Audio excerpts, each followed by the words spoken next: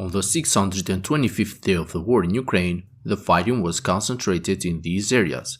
In Donetsk front, fierce battles are ongoing in the Avdiivka sector. As confirmed by sources on both sides, during the last 48 hours the Russian army continued to launch waves of small infantry units and attack the Ukrainian positions along the railway. As confirmed by the Ukrainian source Deep State, Russians were able to establish a foothold east of the railway and continued to move forward, pushing west and northwest, making advances near the Ukrainian-controlled village of Stepove, just 2 kilometers north of the chemical plant. Despite the claims made by some sources about the Russian troops establishing a foothold on the eastern part of the village, the situation remains unclear and covered by the fog of war. In a statement made a few hours ago, the Russian source Rybar declared that the Russian forces managed to launch a quick attack on the village, but without being able to gain a foothold inside the Ukrainian positions. Rybar informed that after this attempt, the Russian forces were forced to move back, switching to a defensive approach while working to consolidate their positions east of the railway. According to Rybar, the Ukrainian armed forces continue to put pressure and launch counterattacks on the northern flank of the Russian army in the Novokalinove-Krasnohorivka line. On the southern part of the sector, Russian forces continue to put pressure on the Ukrainian defense, but the territorial situation did not change much. It seems that the bad weather conditions and the mud season are slowing down the Russian offensive in this direction. Ukrainian sources published a video showing a Russian convoy consisting of 2 tanks and 2 trucks that, according to them, got stuck on the muddy roads near Vodiane.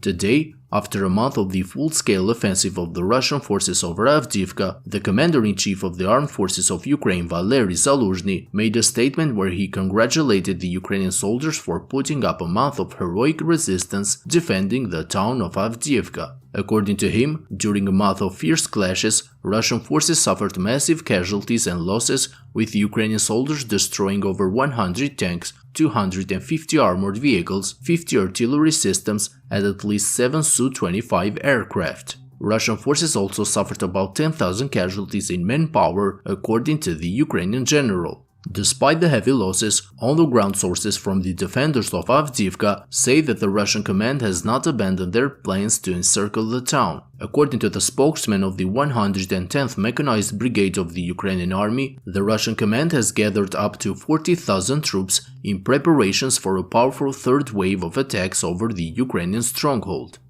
In Kherson front, Russian sources are warning that the situation is becoming increasingly difficult and critical for the Russian army. Ukrainian forces have slowly but surely gained the upper hand in terms of firepower as Ukrainian troops continue to expand their bridgeheads under the coverage of the Ukrainian drone and artillery units. During the last 48 hours, geolocated footage confirms that the Ukrainian soldiers expanded their control north of Pitstepne, securing the control over a good part of the trenches in this direction and slowly approaching the town of Kozachyi Lageri from the west. Now, the Ukrainian drone operators and the artillery forces have full fire control over the key E58 highway, which goes south of the series of settlements that are situated on the eastern banks of the Dnipro River. Today, Ukrainian sources published footage of the destruction of a large Russian convoy about 20 kilometers south of Oleshki. The Russian unit, consisting of 11 trucks, was transporting soldiers and ammunition towards the line of contact, but was ambushed by precise strikes of the Ukrainian HIMARS systems, which destroyed 6 of the trucks and caused over 40 casualties among the Russian soldiers. Apart from the advantage in firepower, which is evident in the footage that gets published every day by online sources, 2 more important factors that are helping the Ukrainian forces on the ground to quickly improve their positions and expand their area of control are the deployment of the Ukrainian air defense systems near the western banks of the river, as well as the shortage of the electronic warfare systems on the Russian side. As a result, the number of Russian airstrikes on the concentrations of the Ukrainian troops and equipment has dropped significantly during the past few days, while the Ukrainian drones are now capable of striking deep into the Russian rear. Russian Telegram channels confirmed these new developments and also reported that the Ukrainian soldiers advanced south of Krynky, with clashes now being reported taking place inside the forest areas near the key E58 highway, which the Ukrainian forces intend to reach in order to cut off one of the main Russian supply lines of the Dnipro Front. Friends, if you like my daily updates, I kindly ask you to hit the like and subscribe buttons, as this will greatly help the channel to reach a wider audience. That's all for today's update. Thank you to my Patreon supporters and have a great day.